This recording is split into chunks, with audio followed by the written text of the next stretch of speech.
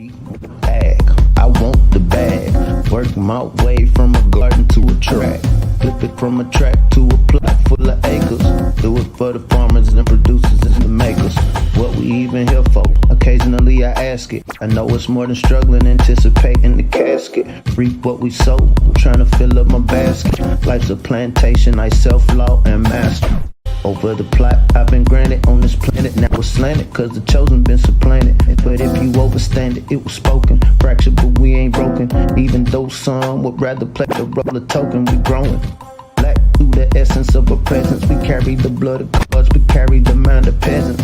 Rich black gardens, future look more like Eden. Multiply seeds like the seed banks in Sweden. Rep my planners on plan according to season. B1 code. Switching it up is treason. Black power, family what we eat. Either we get fed or we feed. B1AG.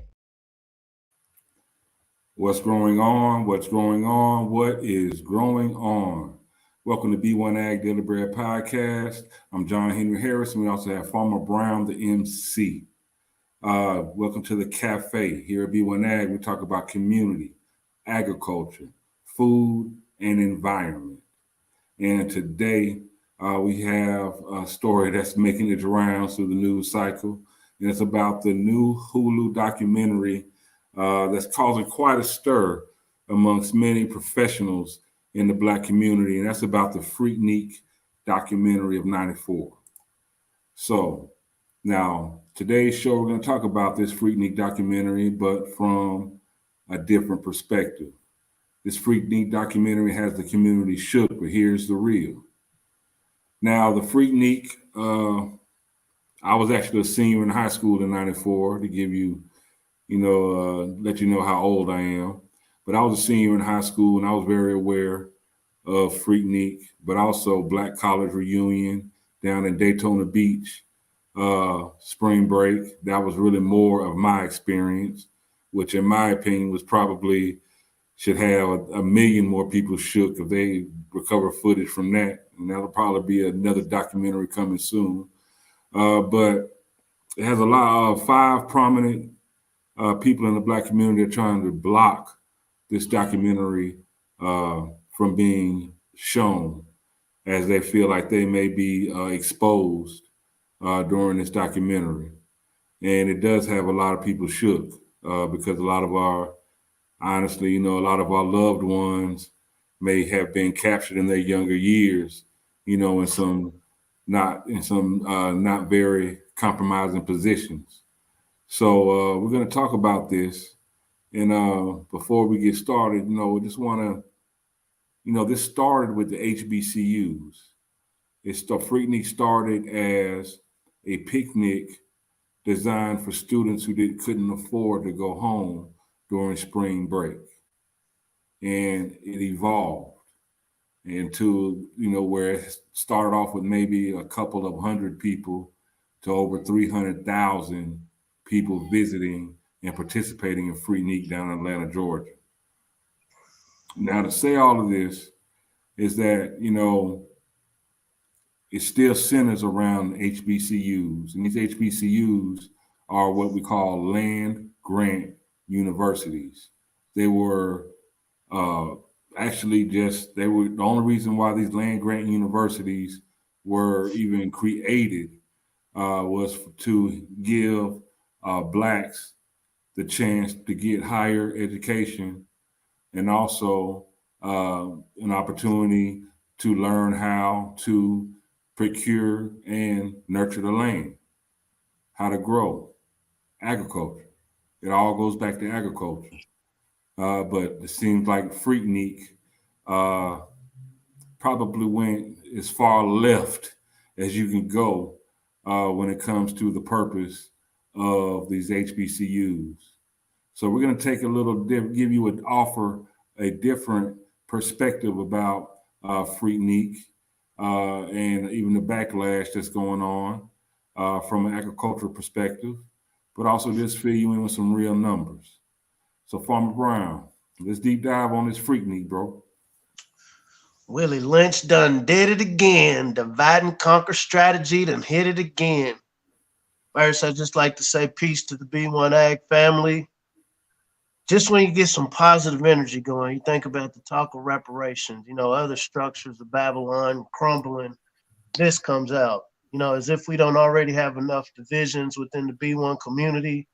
I think anybody with two eyes walking has something in their past that they would prefer that, people in the future not see. When we think about this concept of fertilizer, I think right now, this part my French shit that's going on with Freaknik is a great fertilizer to not only bring our attention to certain issues we have within the community, but the purpose, like you said, of the 19 HBCUs with agricultural programs. Really get to, not dive too deep into the politics of what's happening with our HBCUs today, whether we're talking about Deion Sanders and what he changed in his aspect, or what this Freaknik means for a lot of the melanated professionals that have graduated from HBCUs, myself included, K-State University. So I look forward to deep diving. Now, just to give a little bit more background about these HBCUs, these HBCUs were created with the Moral Act of 1890. And this is where Congress actually recognized the need to provide publicly funded higher education to students of color as well. The law it barred all states, including those of the former Confederacy, from receiving land grant funds if they discriminated against admitting students on the basis of race. So with the Moral Act of 1890, it gave them the option of establishing a second land grant institution in their states for African Americans, allowing them to keep their primary land grant institutions segregated. In all, 19 states opted to set up separate 1890 land grant institutions, including all 12 states that made up the Confederate United States of America and 7 others from primarily border states. I got multiple takes on this situation, and it's all tied together. For one, the present states, we'll start today and step backward. The present states of HBCUs, specifically around agriculture, is daunting. Nationally, even with your so-called mainstream universities, predominantly white universities, Black people represent less than 8% of the graduates with agricultural degrees. All degrees in agriculture aren't necessarily outdoors, which, I'm not against. Mine is in ag, food, and environment. But you have ag business, ag and economics, food and nutrition, animal science, biology, ecology, ag tech, the list goes on. And so what's happened is we've gotten so focused on all of the other aspects of HBCUs, which are cool, the culture, the homecomings, the games, the food, the women, obviously. We've gotten so distracted from what they were actually intended for. All of this is played into our representation within the broader agricultural sector. What did they say? Du Bois in the Talented 10th. Let's just be honest. A lot of our professionals and executives in the melanated community come from HBCUs or come from within academia. When you think about this Freaknik documentary, a lot of people's positions wherever they're at respectively can be compromised. A lot of professionals, you're young, 18, 19 years old. Like you said, I never went to Freaknik. I was 14 when it ended in 94, so I didn't make it. But, Spring Bling, Daytona Beach, things like that. So, we know how it goes down. But you think about, okay, there's things that people do in their lives that you assume, okay, I did this. What do they say? What stays in Vegas, what happens in Vegas stays in Vegas. This is has to be the biggest honey trap ever. So not only is this compromising a lot of professionals, it's creating this division at a time when we need solidarity the most. There's a broad conversation about reparations right now. And whether it happens or not, as a melanated community, we need to be ready for whatever happens. If it turns into a thing where not only are these jobs taken because of X amount of people being seen on these videos, you think about AI. AI is going to replace a lot of professionals. Their skill set and their knowledge and intelligence doesn't go away, but their need within the current structure can be replaced. We think about Jamie Foxx being replaced on the set. Saying that to say, as a melanated family here at B1AG, we believe this is a great opportunity to really do a SWOT analysis, strengths, weaknesses, opportunities, and threats, in relation to this this flashpoint in history called Freaknik. It happened 30 years ago, and so now there's kids who wasn't even thought of at that time are going to get a very different perspective of their elders. You know, me, I come from a place, all of us got dirt on our hands. I think I've always had consciousness to stay away from cameras, but I think all of us who have had some sort of thing we've done as young people, this is opportunity to show, okay, hey, you can do bad things. I'm not even going to say bad. You know, we're not even going to get on the moral end more so than strategically, but this is what I can do. Yeah, you twerked on the car, but look what we can do in the garden. Yeah, because I think with the lawsuits you were talking about, there's Congress women involved in this. So these are people that understand government. These are people that understand political structures. So just in case you get kicked out of your position because of some distasteful visuals, how can that knowledge of yours be leveraged within the community of building a food system? How can we refill these ag programs at these 19 HBCUs? Because it was my experience at an HBCU. I had a lot of college. Absolutely. We're gonna get into the Cosby aspect of it. We're just simmering it right now. We're in the cafe cooking right now. But yeah, this goes to Cosby. I see a big Epstein action taking place. This has to have been the biggest honey trap ever. And so it could go one or two ways. A lot of people can be compromised and turn on, the momentum that's been gained, or a lot of people can be like, you know what? I see that y'all can give people to run around. I see what can happen to Cosby. Let me make sure I'm making those proper connections to build networks, just in case this net that we've been used to gets pulled from under us because of something like Black Biker Weekend, Daytona Beach.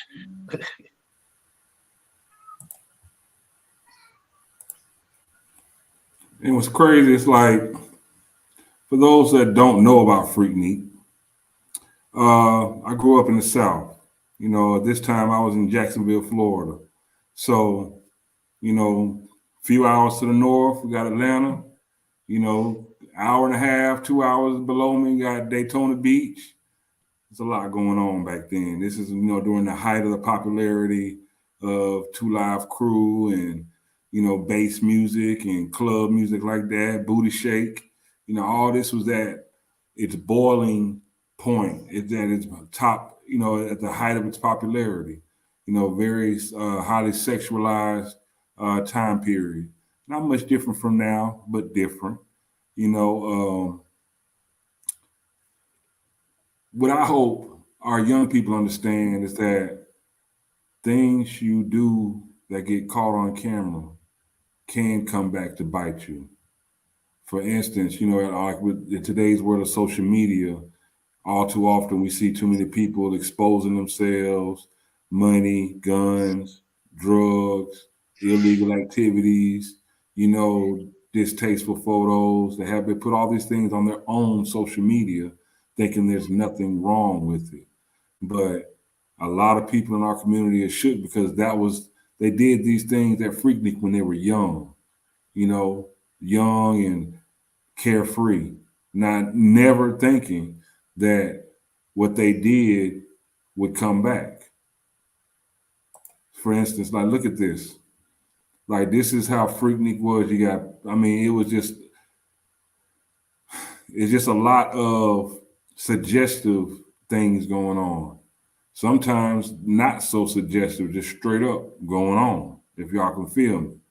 And back then, there wasn't cell phones, but if you had a video camera, a lot of this footage was captured, which brought about the documentary. But it's coming back, and a lot of people don't want this footage to come out, because they're ashamed or just don't want this type of visual of themselves put out. So we really need to be, conscious of how we live and what we do today in reverence for what may be exposed tomorrow. To destroy an enemy, you have to first destroy their image. Ever since this push over the last decade or so, extensive push for reparations, What some people would classify as wokeism. We just call it living our experience and getting tired of just sitting silent about it. We got to expect, somebody brought up Cosby. Absolutely. So when that happened, it wasn't just about William Cosby. It wasn't just about Dr. William Cosby. It was about a precedent being set of something that happened decades ago can now be used now. With Cosby, there was no visual footage of anything. And so when, unfortunately, melanated people, and, I'm not a person that says, hey, if somebody did something bad, just let them get away with it scot-free. At some point, we got to get, the moral thing is one thing, but we're a community. If I do wrong, then my family is affected. If you do wrong and I'm your family, I'm affected too. And so when we look at this economic, here at B1AG, we like to focus around food systems because that's the one thing, ratchet or righteous, that we all have in common. We have to eat. But the precedent set with Bill Cosby was, I can bring something up on you that nobody even saw. And if it's enough of us to say it, I can not only destroy your public image, I can go after your finances. I can go after that land you got on oil, Mr. Cosby. I can knock down your bank account so you can't buy NBC, Mr. Cosby. You multiply that effect times all of the successful people who might have been turned up at any one of these events over the last few decades. I don't like to think about the concept of fear, but they say the things you fear the most end up coming at you. You fear a dog is going to attack you. And so by the attention being put into people making lawsuits about this, what I don't want to see is our women, our sisters being put in a position where, they have a lot to lose. They have families, they have careers, they have career standing, they have children that look up to them, and being put in a situation, okay, I can go easy on you, but you got to throw that black man under the bus. See how that black man's just dissing you, saying, yeah, expose him. See how he's dissing you? Did he get you drunk? Did he get you high? Yes. And it creates fodder. And at the end of the day, sisters, I mean, who has the largest amount of student debt right now in North America? It is black women. And so any sort of vitriol or taking sides against one another doesn't benefit either side. Here at B1AG, we like to stay away from politics and really focus on what brings us together. What brings us together? If we're in the garden working, I don't know what your background was. If we're trying to date, maybe that's a different situation.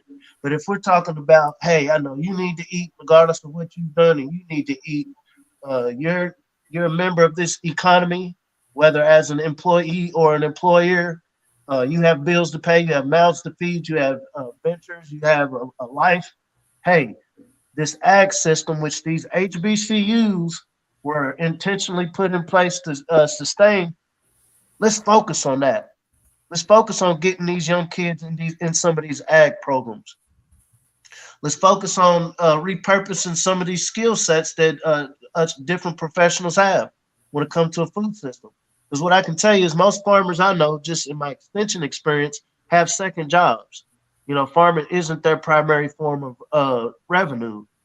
So once again, as we look at all of these dynamics happening, as we watch Babylon imploding before our eyes, as we think about the BRICS nations competing with the dollar, this is the perfect opportunity for us to refocus and take all of these little shit moments, like a Freaknik, like the so-called gender war, like all of these things that are being brought to our attention. It's the perfect time to take this, dig it into the fabric, the soil, the matrix, so we can plant the best. And one of the things is, if you just come out and be honest, hey, I was on camera, this is what I did.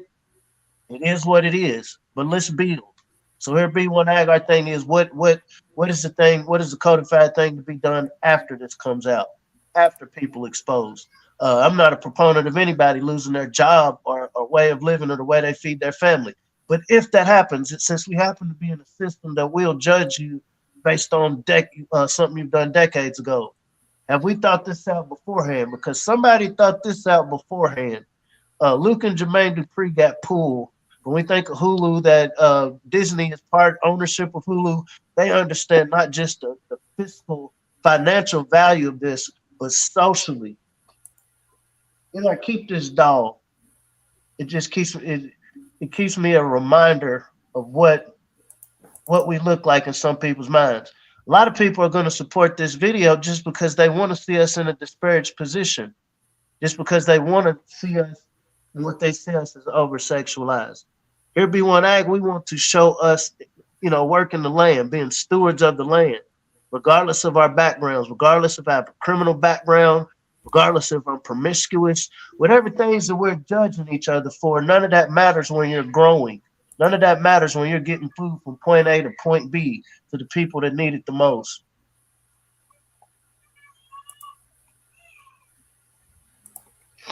This is how they want us. This is how they want us to continue to be seen. This is how they want us to be portrayed and thought of when when the thought of us comes to their mind. But here at B1AG, why can't we be seen like this?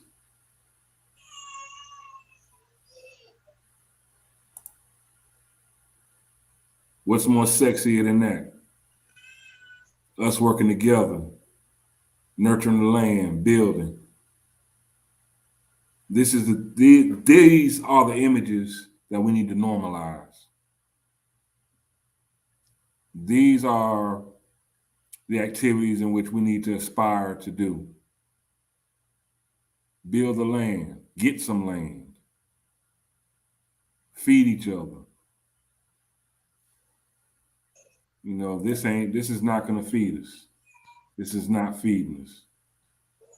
And although, me being young and, it was fun and it was a quote unquote fun atmosphere to be in.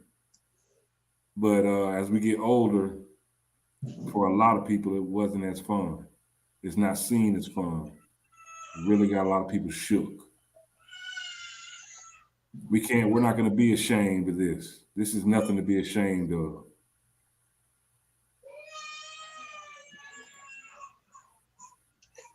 You think about Freaknik in the beginning when it started, 93 or is it 83? 83 started with 15,000 and reached 350,000 at its peak. 350,000. Right now in North America, there's a little under about 45, and I think it's a lot smaller than that, so-called primary operators that are melanated. Under 45,000 Black farmers, producers. These are primary operators. There's a lot more of us growing, but when we talk about business, because this is so much deeper than just gardening, this is a big business. This is $1 trillion business that these 19 HBCUs, and I'll go over some of the names, were supposed to be in place to put our people in position to be functional, to produce the next Booker T. Whatleys, Booker T. Washingtons, George Washington Carvers. How do we reclaim this space? Because even in government, we're going to help the community by giving money to the HBCUs. Is this helping us build community? Is this focus on HBCUs helping to build us or tear us down? We're in charge of that, family. The things we prioritize within our communities. Out of the 350,000 people that attended Freaknik each year, because like I said, it reached the peak of about 350,000. If we could get a quarter of them to say, you know what, I'm going to find me a niche within agriculture at one of these HBCUs, because I know everybody attending wasn't at a HBCU, but a considerable amount were. Out of 350,000, I would say easily 50,000. So 50,000 people out of 350,000 that saw this Freaknik documentary, that attended, say, you know what, as a side hustle or primary hustle, you know what, I'm going to jump in this ag game. You then double the participation of melanated people in North American agriculture. You double it. 50,000 people from one of these HBCUs or attendees of Freaknik say, you know what, I did some dirt. Now let me put this dirt in a raised bed box and grow some fruits.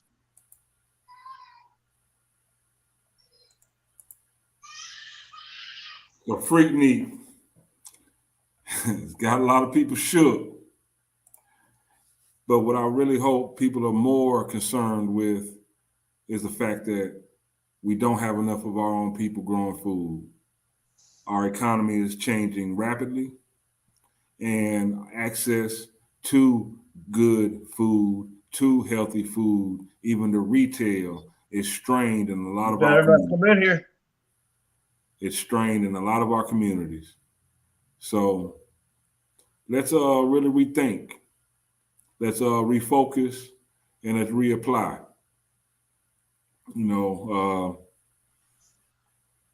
Like I said, this Freaknik documentary is one thing, but there are a lot of other urban celebrations or Black celebrations that if this documentary is a success, with all the controversy surrounding it and attention it's getting, I'm pretty sure it will be highly watched. It's going to be more to come, and it's not going to put us in the best of lights. But like I said before, I wish they would do a documentary about this.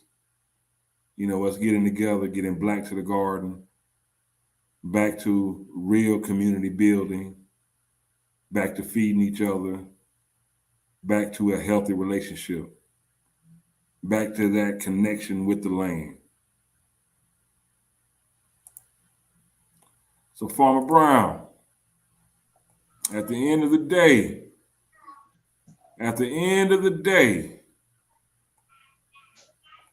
they say if you really want to know something, what do we need to do, bro? If you really want to know something, spit them prints in the mud and learn how to grow something.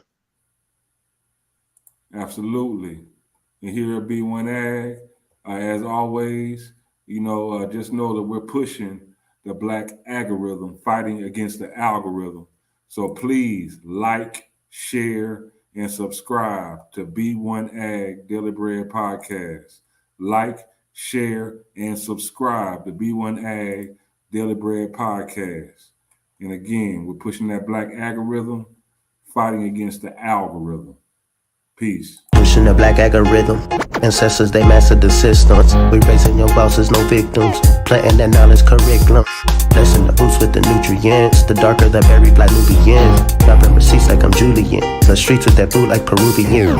Trapping the herbs and the fruits and the veggies. CSA boxes, my package is heavy. Ship across town in the bed of my Chevy. Printing them up, growing hard for that baby. If you stay ready, you ain't gotta scramble. Bet on Black farmers and growers, no gamble. Reclaiming our pain cause the game is in shambles. Blessed with that melanin, carry the mantle. Mothers and fathers of civilization. Black to the garden with food cultivation. Building back better through Black innovation. B1 community growing the nation. Genetically designed to be the dopest. Stoking that growth mindset. Codified, now we focus farming on track on track. Be the fam, break bread with them. Pushing that B1 algorithm. Now watch me get them, watch me get them. Pushing that B1 algorithm. Be the fam, break bread with them. Pushing that B1 algorithm. Watch me get them, watch me get them. Pushing that B1 algorithm. All right, thank y'all for joining another episode of the B1AG Daily Bread Podcast. I'm John Henry Harris. We also have Farmer Brown, the MC. Until next time, hey, let's get some seeds in the dirt, y'all. Peace.